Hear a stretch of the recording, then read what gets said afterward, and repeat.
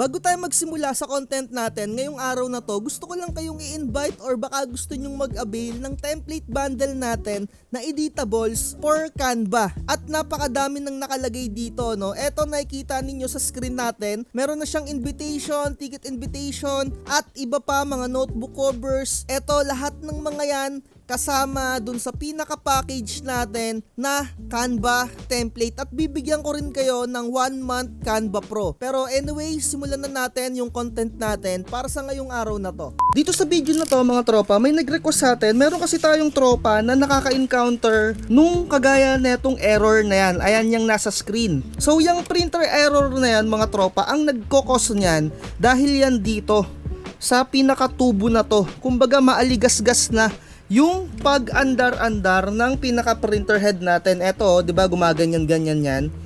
So, ang gagawin ninyo, dahil nga sa error na ganyan, yung lock, kasi maaligasgas na yung pinaka-tubo na yan. So, ang gagawin natin, bumili tayo ng silicone oil. Wala kayong ibang gagamitin dito, kundi silicone oil lang. Hindi naman siya sobrang mahal, as in, basta silicone oil lang yung gagamitin ninyo. So, eto yung ginagamit ko. Ayan, ipapakita ko sa inyo kung paano siya gamitin. Kasi ang ginagamit ko lang before, yung para sa Rubik's Cube ko. So, eto talaga yung ginagamit dyan. Ayan, oh. Ayan, papatakan nyo ng konti yung pinakadaliri ninyo, tapos ipupunas nyo dyan.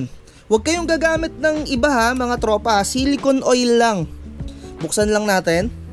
Maraming brand mga tropa ng silicone oil ha.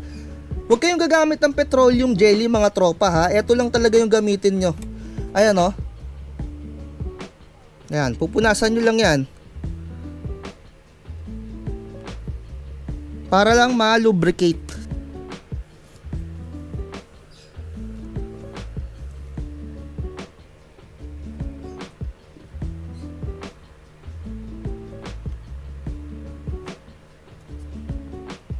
Kung may nakita kayo, no, ay no, may dumi, alisin nyo lang yan mga tropa. Ayun, no. Ito kasi yung dating mga nakalagay doon, yung mga residue dati. So, inalis ko lang yon, papalitan nga natin siya. Huwag naman sobrang dami mga tropa ha, sakto lang. Saktuhan nyo lang.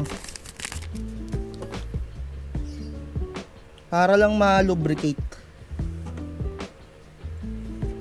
Ayun, no, para smooth yung pag-andar-andar niya.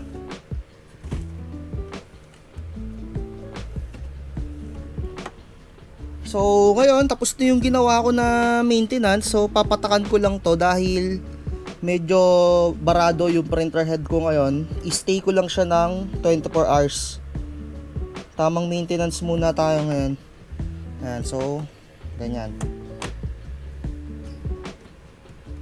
So, ganoon lang mga tropa. Sana nakita nyo yung ginawa natin.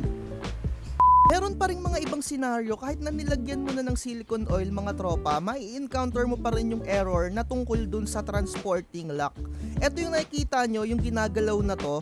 Kailangan make sure nakababa yan. Igalaw-galaw nyo muna, iangat ninyo, tapos ibaba ninyo. And once na okay na siya, ipinakababa nyo siya.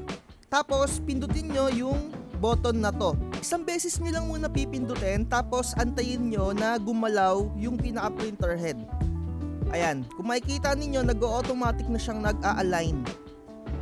And ang gagawin pa natin dyan, kapag meron kayong mga nakapending na piniprint tapos na-encounter nyo yun, kailangan ninyong i-cancel lahat ng mga piniprint ninyo para totally mawala yung error na to, yung lacking transporting mga tropa ko. Ayan, mamaya ipapakita ko sa inyo dito sa video na to. Ayan, no, meron pa rin siya.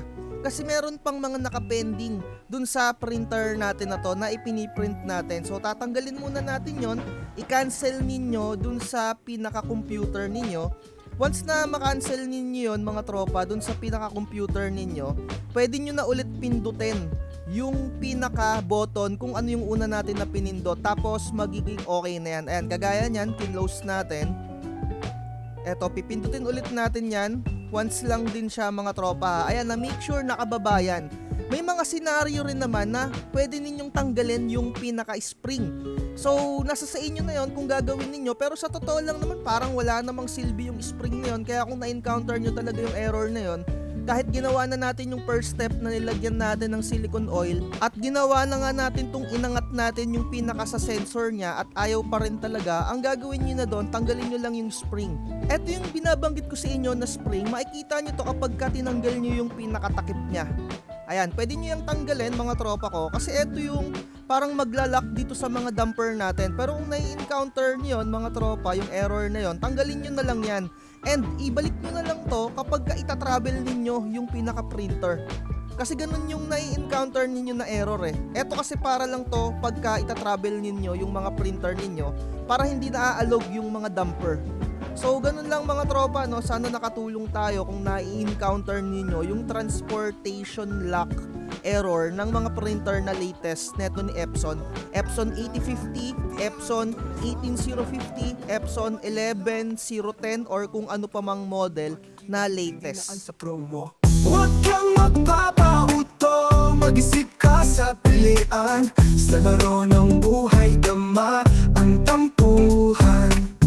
Di lahat ng nagpa-hype, siguradong totoo. Sariling landas, hanapin mo sa mundo.